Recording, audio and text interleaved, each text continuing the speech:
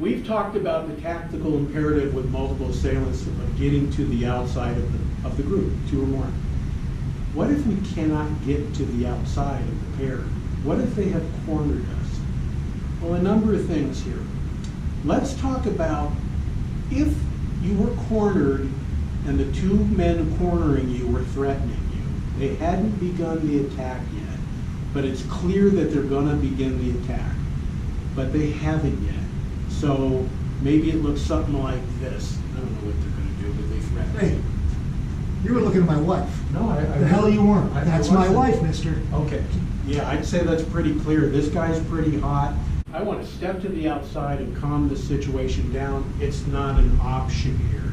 He's got his friend with him. I'm trapped in the corner. So here's what we're going to do on the approach of the 2 individuals. You are going to look between both individuals here and just briefly. This will be almost natural to do. You got trapped in the corner. How this happened, I don't know. It may not be a corner, it could be between 2 cars, but I don't know, maybe I'm working on the water heater here, and as I turn around, the 2 guys are here, and I realize I got caught in this bad position. Because had I seen things earlier, I would have walked out of the corner and dealt with the 2 guys' approach. But they're going to approach, and they're going to give the same kind of thing, you know, doesn't have to be word for word, but Chris was the one kind of leading the way, and that's sometimes how it goes. So, I don't know, take a couple of feet, step back, you guys, and approach with that whole thing. But they don't attack me yet. Go ahead. Hey, buddy. Yeah. That was my wife you were looking at. I think you even said something. No, I really didn't. Yeah, you're full of crap, man. You got caught and you know it. Okay, now notice what I did. I looked at him, but I looked at him too. I'm kind of wondering what's going on here. And then I completely gave my attention to one guy. And here's a common question, when you'll see why it's asked once we get to what the technique is. Do I focus on the tough guy or the non-tough guy or which guy or that guy? It will take care of itself. Can you see how, as that happened, he's saying the things he was saying? It's my wife, man. And I did this and ignored him? Hey! Exactly. I don't think it would go over very well with him. And believe me, it was just totally natural for me to tune into him. But I looked at both men, and what I was doing was, 1, it was natural, 2, though it was intentionally done, I split my energy between the 2 guys and then totally shifted my energy to the one guy here. Guess which guy's gonna get hit first? This guy. I want surprise. Now, we talked about on the previous video how when it's multiple assailants, it's deadly.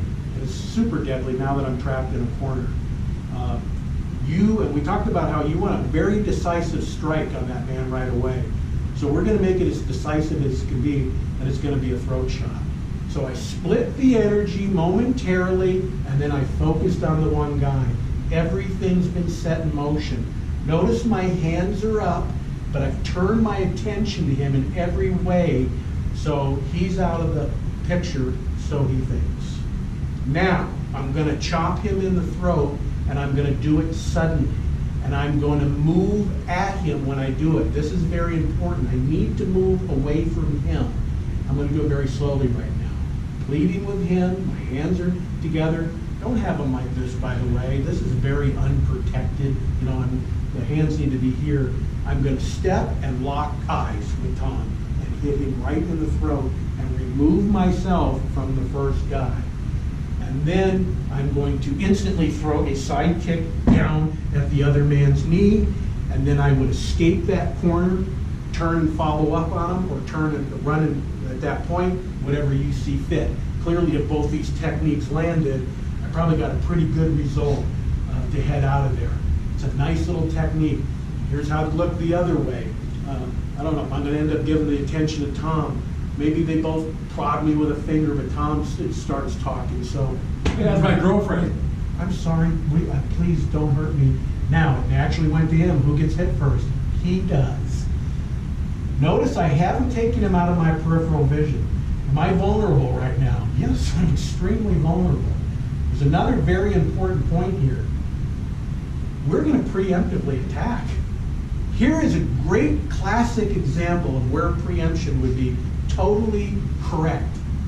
So do I wait for them to throw the first blow? Like, well, I guess they have to throw the first strike.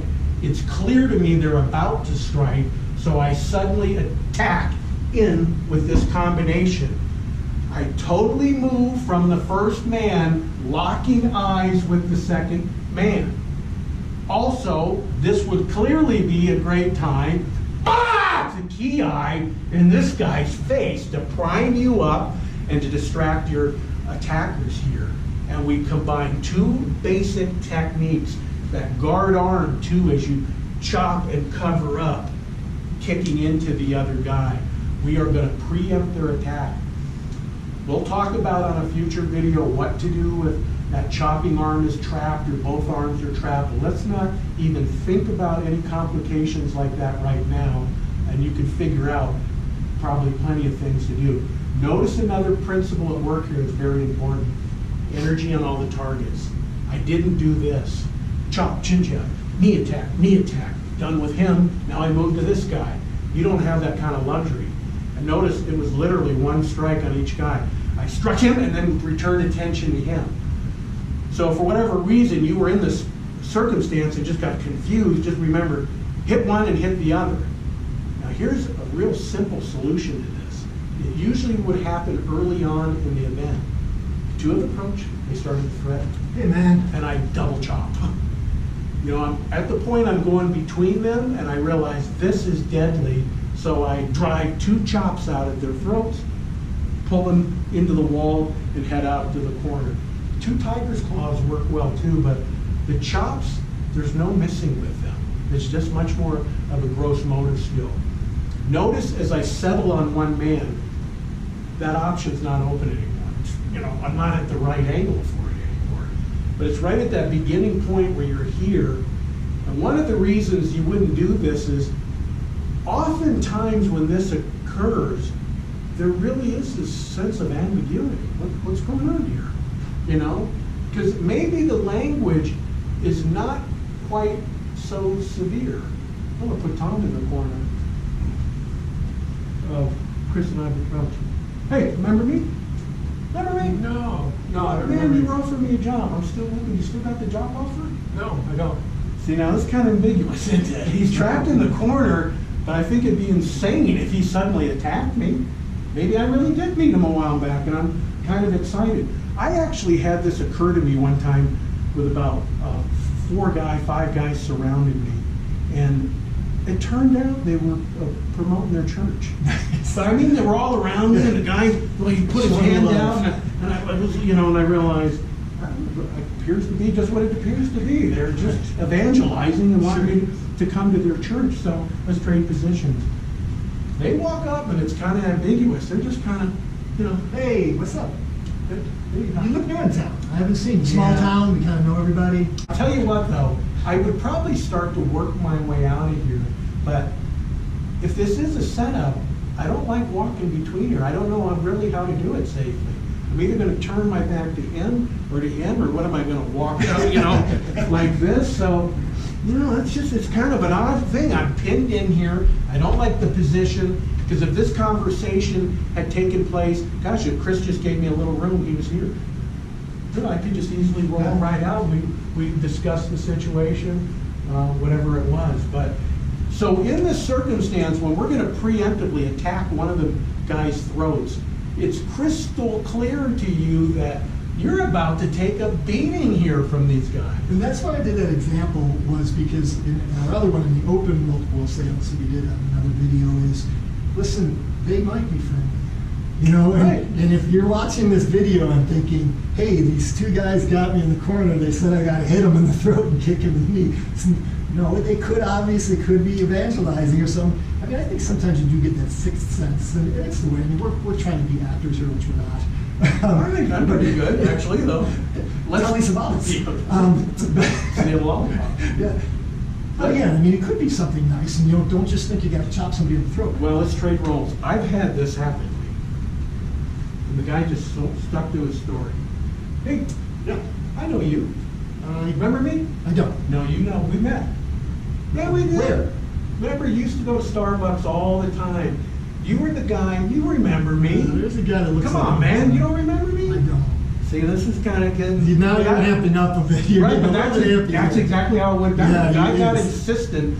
The only difference was, I wasn't in a corner. But, he got really insistent with me that he knew me, and it was getting a little irritating. But at the same time, I realized, I think he really is mistaken. He does think I'm this other guy that I'm not. So we can't, we'll trade again. We can't just go flying off the handle. Right. Okay, let's play it out again. This time, I'm going to do the technique. I'm going to leave the key eye out, but I'll tell you what, I've been key eye every time on this technique. Sure. I mean, I would explode into the guy and get everybody's attention. I don't know how these two are going to play it out. Now remember, we're going to preempt. We're going to act first. And let's talk about in a minute. Well, let's talk about right now. If they started to attack before I attacked, I think I would just run the same strategy. I would plow into one guy and cover up and kick the other guy. It would just cause me to go into action at that moment. And hopefully, like, we go before they go. If there was ever a great example for the preemptive attack, this is it. Even though these two guys, well, I was going to say are unarmed, I don't know if they're armed or not. They could just easily reach under their shirt and have a knife in their hand that quick, So we don't really know what's happening here. Get this back into the sheet. We'll edit that out of there. That one you That just would doesn't, that'll be in the bloopers. It doesn't look good at all. Bloopers. This guy's a knife expert. He's dropping it right on his toe. The cornered strategy. Anytime you can't get to the other outside. Another time this occurs to me is you're getting into your car in a parking lot, and you walk in and your car's parked here, and there's a car parked next to it, and you're about to get in the door, and somebody comes around the hood side, the engine side, and somebody comes around the other side, and you're trapped. You're trapped. Now again, what if it was two guys just saying, hey, we're having a car wash to raise money for breast cancer this week, you want to come? And you're kind of stuck in the middle here, but I can see this strategy working well. And remember, the mainstay of the strategy is hit one, hit the other. Hit one, hit the other. Don't worry too much about whether it's this or that, although the chop to the side kick's a great technique, the corner strategy.